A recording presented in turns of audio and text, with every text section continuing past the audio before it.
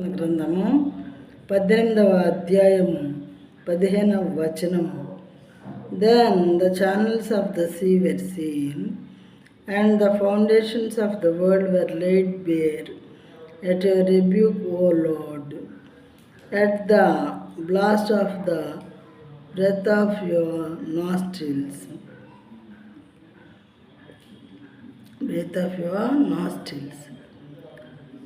యెహోవా, నీ నాసికారంధ్రముల ఊపిరిని నీవు వడిగా విడువగా, నీ గద్దింపునకు ప్రవాహ జలముల అడుగు భాగములు కనబడెను, భూమి పునాదులు బయలుపడెను.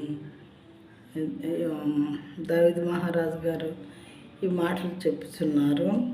దేవుని శక్తిని పూర్తిగా ఎరిగినటువంటి వ్యక్తిగా ఈయన ఏం చెప్తున్నారంటే, నీ నాసికారంధ్రముల ఊపిరిని నీవు వడిగా విడువగా. ఒక్కోసారి మనం మరి గట్టిగా బ్రీత్ చేస్తూ ఉంటాము.